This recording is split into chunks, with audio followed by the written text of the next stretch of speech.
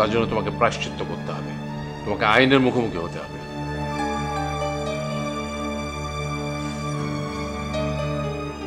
এক রৌনককে জেলে ভরলেই কিন্তু তুমি মুক্তি পাবে না।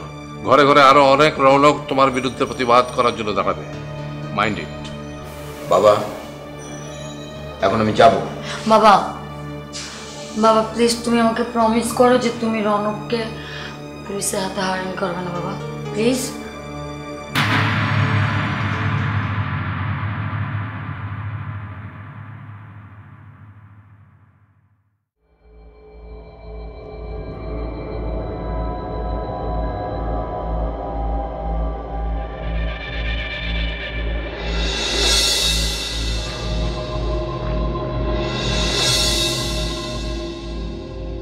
মালিক এতটা নিচে নামতে পারবে আমি কখনো ভাবতেও পারিনি।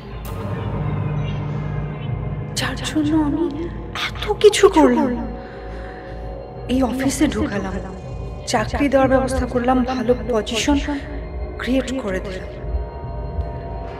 এত স্যাক্রিফাইস করলাম আমি লাইফে যার জন্য।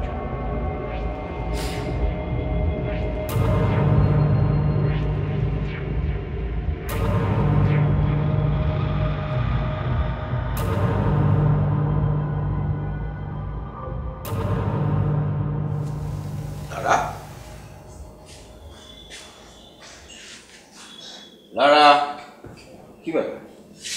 তুমি এখনো শুয়ে আছো যে? কাল রাতে খাওনি কেন কিছু? তুমি কি হয়েছে কি বলো?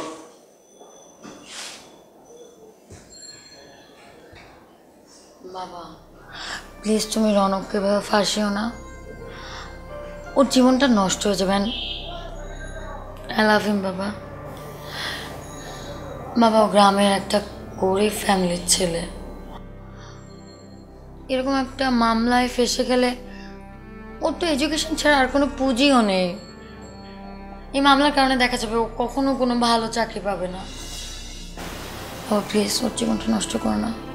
ওই ছেলের নাম আমার সামনে আর কোনোদিন মুখে নেবে না। বাবা ওকে ভুলে যাও তুমি। বাবা প্লিজ, বাবা তুমি ওকে প্লিজ ফাঁসিও না। তুমি আমার মনের অবস্থাটাও একটু বোঝার চেষ্টা করো।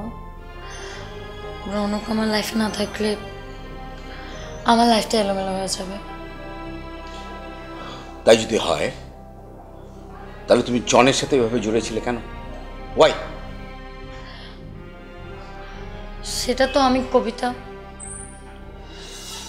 ট্র্যাপে ফেলার জন্য, আর আমি তো বুঝিনি ব্যাপারটা এরকম হয়ে যাবে। পায়ের জুতো মাথায় তোলাটা আমার ভুল হয়েছিল। আমার প্রথমে উচিত ছিল ওই ছেলের সাথে তোমাকে মিশতে বারণ করা, আমি তা করিনি।